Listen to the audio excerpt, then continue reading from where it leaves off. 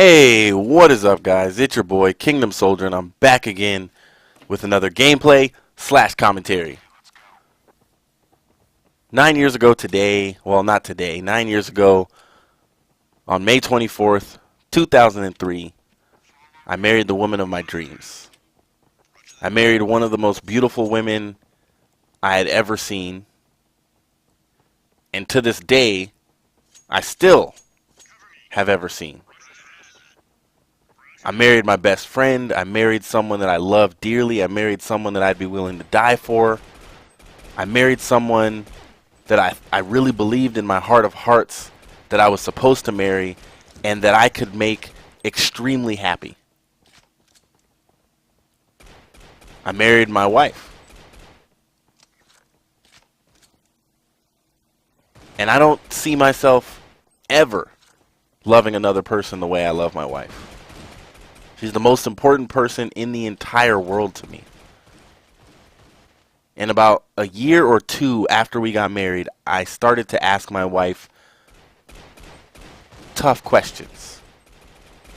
And we started to question each other, actually, at that point. And one of the questions we asked each other was, what do you think your purpose is? What do you think you're on earth for? What do you think you're living for? What do you breathe for? What do you wake up for every day? What are you supposed to do while you're here on earth? And my wife looked at me, and without even pausing, she said, I'm supposed to be a mom. That's what I live for. That's what I exist for. I'm supposed to be a mother. And I looked at her with confidence and said, great. I can help you live out that purpose. That is something that I can help with. That is something that I can do for you. I can help you to have kids. And now at that time, it was funny because I asked my wife, I said, well, how many kids do you want to have? She said 6. I was like, whoa, 6 kids? And she said, yeah, I want to have 6 kids. I'm like, man, we're going to be like the Brady Bunch or something like that. I was like, well, we better get on the ball. I mean, we better get started if we're going to have 6 kids. You know, we're already 24 years old. We better get rolling. And so we started trying to have kids. About a year went by and nothing had happened. So we started to buy these little tests that you can get. And if you guys are married, you know what I'm talking about, that tell you when is the best time to try to have kids. About a year after that, you know, we're 2 years in, nothing's happening, we don't understand. We've tried month after month after month to follow this little kit that told us that it was time to try. And, you know, we started to get a little frustrated with the situation because friends around us were having kids and we didn't understand it. How come we don't have any kids? We didn't understand. We didn't get it. And so we went to the doctor.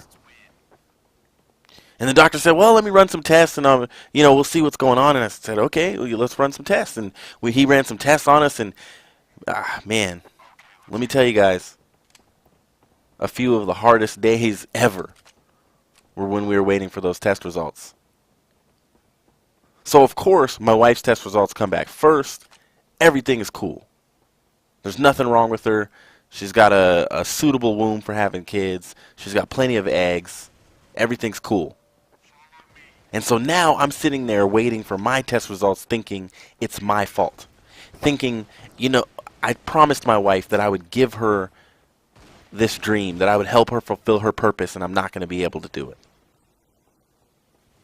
My test results came back, A-okay, everything's cool. You can have kids. You've got no problems. So then we began to look at each other and ask the question, so what's the deal? And we went back to the doctor. We said, okay, we got your test results. You called us up. You said everything's cool. Why don't we have any children? You know, what are we doing wrong? And he said, well, some people just can't have kids. And both of us kind of, our hearts dropped in that moment. I mean, that hurt to hear somebody say that to us. Some people just don't have kids. There's no reason. You're clinically, biologically, you're fine, but some people just don't have children. That hurt. And so after he said that, we kind of went home sad, depressed, thinking we were never going to have children. And then we, you know what? We decided not to believe that. We decided that we were going to have faith. We were going to believe that that was my wife's purpose, that we're supposed to have kids, and we were going to have kids. And so we decided to go to a different doctor. And we went to a different doctor. He got the same test results, and we asked him the same question. And instead of saying some people can't have kids, he said it's just hard for some people to have kids. But he was pretty confident that we were going to have children. And that's what he told us. And we liked that answer. And we took that answer home with a smile on our faces, like, it's just going to be hard for us, but it's going to happen. 3 years go by after marriage. Still no children. And now this is where we start crying. My wife was crying a lot. And I was complaining, and I was crying out, and I was wondering, what the heck is going on? Why me? Why can I not give my wife children? What the heck is the problem? What am I doing wrong? What is she doing wrong? What is wrong with us? We're nice people. We're generous people. We go to church every week. We try to help people when we can. We don't treat anybody wrong. We don't take advantage of anyone. Why can't we have kids? We didn't understand it. We didn't get it. And we started to become really, really frustrated. And we started to compare ourselves to our friends even. Our friends that we thought were worse people than we were. And we started to make, poor judgmental decisions based on the fact that we wanted to have kids so bad. And it hurt. I was so rough. And so at that 3-year mark, we started to think about surgery and stuff like that. And we tried this thing called in vitro fertilization that cost $1,600 every time we did it. $1,600. And we only did it twice. Neither time worked. And we just decided we can't afford to keep doing this. We couldn't even afford to do it once. So to do it twice was crazy. And it wasn't working. And so we decided, you know what, we're not going to try this anymore. This is over and done with. And then when we just kind of threw in the towel and said, you know what, if we're going to have kids, we're going to have kids. If we're not, we're not. And it was towards the end of the 4th year when we made an agreement that if we didn't have kids if we weren't pregnant, I'll say, by Christmas of that year, that we were going to seriously look at adopting. We weren't pregnant. We started to seriously look at adopting. But within 2 months of seriously looking at adopting and foster care, and we actually visited some places that did foster care. We started to get information on it. My wife was pregnant.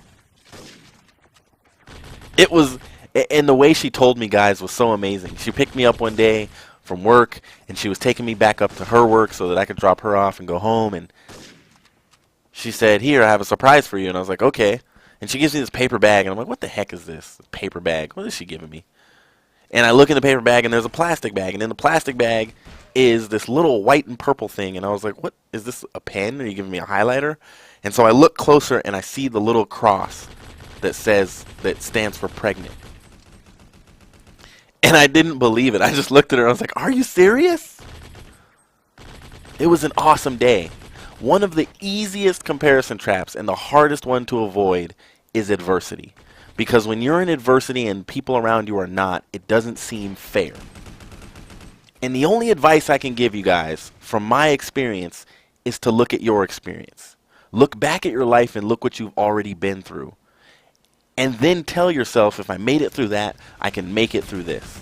And if it's the first time you're going through something that hard, then find someone who's been through it and seen the other side. And ask them how they got through it. The game that you guys are watching me play is Counterstrike. It's terrorist-based. It's squad-based. I was on the terrorist forces. 13-2. I went bananas on these guys. This is Kingdom Soldier. I hope you've enjoyed this series. I'll see you in the next video. Peace.